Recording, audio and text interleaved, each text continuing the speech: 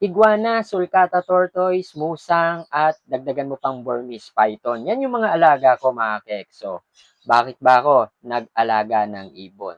Sa nakikita nyo mga keekso, kahit sino naman malilibang at maaaliw mag-alaga ng ibon.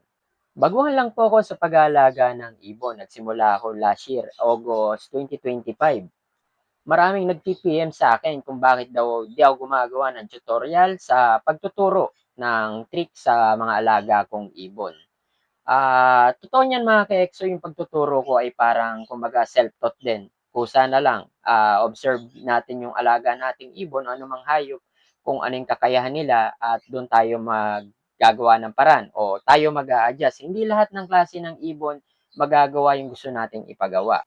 Nangangailangan ng tiyaga at pasensya mga ka-EXO sa pagtuturo ng ibon.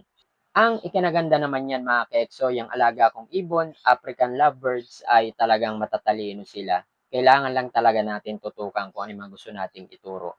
Ang may papayo ko ay magsimula tayo mga ka-EXO, mag-alaga ng ganitong klaseng ibon na medyo bata pa. Yan, may tatlo kong bagong alaga mga ka-EXO na kinuha ko yan talagang halos wala pang balahibo. Yung tinutubuan pa lang. Nang sa gano'n mga ka-EXO, habang bata pa lang ay talagang may bonding na sa atin. Mahirap kasi kahit anong alaga nating hayop kapag sinimulan natin na medyo may edad na, mahirap nang kumonekta, gumawa ng connection, magkaroon ng bonding. Kaya naman makuha ang tiwala at loob nila. Medyo mahabang proseso lang mga ka-EXO. Hindi katulad ng sinimulan natin sa inakay talaga. Kailangan nyo munang sanayin sila mga ka-EXO na pakainin gamit ang syringe. At yung ginagamit ko ay hand-feed formula na nabibili sa Shopee mga ka-EXO. Oras na masanay sila mga ka-EXO, madali na yan. Ayan nga, nakikita nyo mga ka-EXO, tinatawag ko yung isa kong alagang ibon na si B2.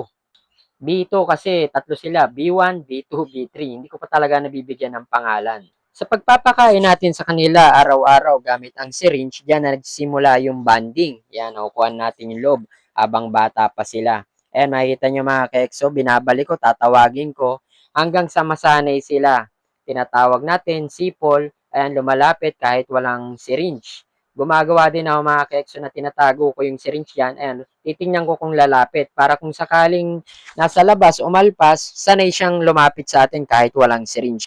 Wag kayong magmamadali mga ka-EXO na turuan agad yung mga alaga niyong ibon na mag-basketball, skateboard. Yan muna yung gagawin nyo mga ka-EXO, yung recall tatawagin nyo.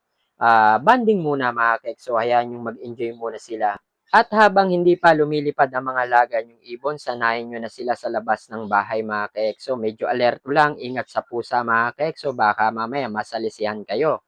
At kapag solid na ang bonding ng alaga niyong ibon sa inyo mga ka-EXO, pwede na kayong magsimula ng mga basic katulad ng spin, roll over. Bahala kayo mga ka-EXO kung anong gusto niyo, play dead, at kung gusto niyo nang gumamit ng iba-ibang mga laruan. Ayan, katulad ng skateboard na bibili po yan sa Shopee, napakamura lang. Sana nakatulong yung konting kaalaman na binahagi ko sa inyo tungkol sa pag-aalaga ng ibon. Ito'y base lamang sa sarili kong karanasan. Good vibes lang tayo. Ayos!